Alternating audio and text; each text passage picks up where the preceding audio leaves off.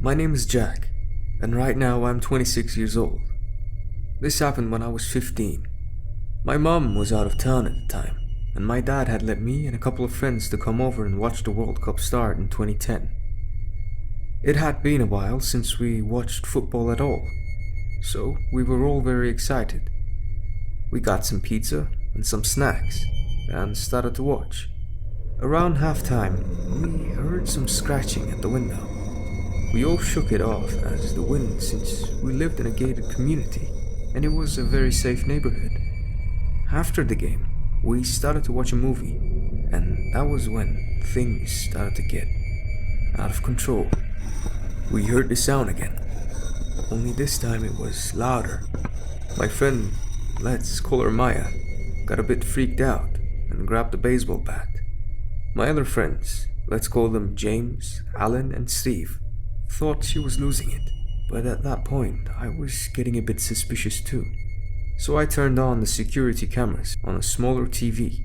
Everything seemed okay, until we heard the noise again. We looked at the camera, but nothing was there. So we called my dad, and he looked out the window. There was nothing there, so he said to calm down and watch the movie peacefully. We forgot about it for a while, until about 40 minutes later, when we went upstairs to grab more snacks. Our house was pretty big, and I felt the need to check every room, but I convinced myself that it was okay. We went downstairs again to resume the movie, and I decided to look at the security camera, and I nearly screamed. There was a man in a tattered LA Dodgers shirt and sweatpants, standing with a butcher knife in his hand at the living room window. He had a deranged look on his face, and his long, dirty, matted black hair made the situation even scarier.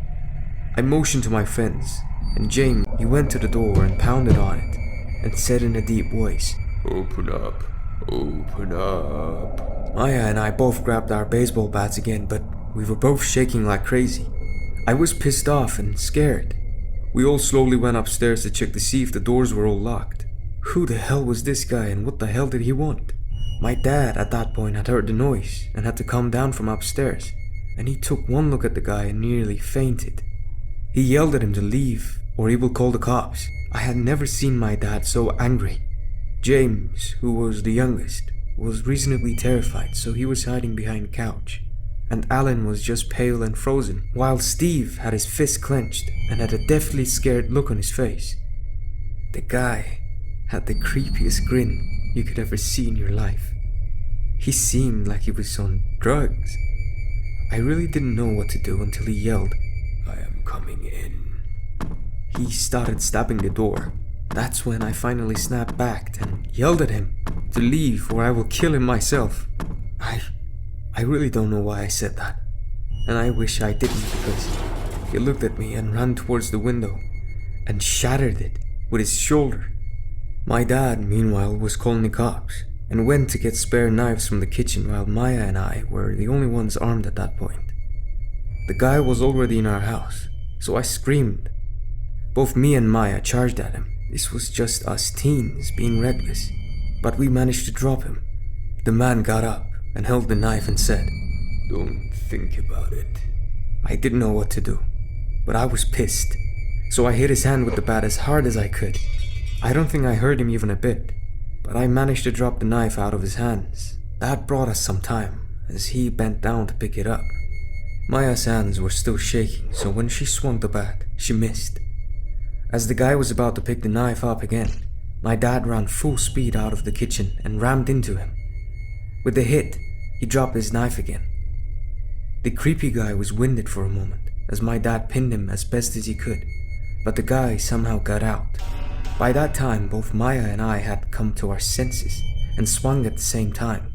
My blow got his back, which I'm sure must have hurt a lot, and Maya, who was still shaking, somehow managed a solid blow to his crotch. The guy doubled back and cursed in pain, and this time my dad wrestled him to the floor with Steve's help and put him in a chokehold. But unfortunately, the guy kicked my dad's stomach, grabbed his knife, and threw it where my friends and I were standing. Most of us got out of the way, but Steve wasn't so lucky, as it grazed his leg. It wasn't serious, but it definitely hurt as he yelled out in pain. At this point, the guy was running at us again, but this time, he wasn't as lucky. He had only faced one or two of us at the time, and he escaped because of our pure shock to the situation. Pissed and kicking the guy and punched him in the throat. Steve got there next. He had only faced one or two of us at the time, and he escaped because of our pure shock to the situation. I got him first and punched him in the throat. Steve got there next and kicked him in the shin. And finally my dad and Alan wrestled him to the floor and finally subdued him. Steve was understandably pissed and kicking the guy while he was pinned down. The guy kept saying stop, but my dad covered his mouth and he couldn't talk. The cops arrived about 10 minutes later and arrested the guy. At that point, the commotions awoke the neighbors, so the whole neighborhood was outside at that point, wondering what the hell was going on. The guy tried to resist the police, and we can all guess how that ended up working out for him. He got tased, and they put him in the car and drove off. We later learned that the guy was a known criminal and was on the police's radar. He was probably a pedophile as well. As I said in the beginning of my story, I am 26, and I am still close with those friends. Most of us turned out fine, but Steve had to go to a therapist for a while.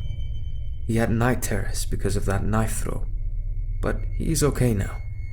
I don't know what would have happened if I hadn't turned on the security cameras, and I am so thankful I did, because I might not have been able to tell this story now.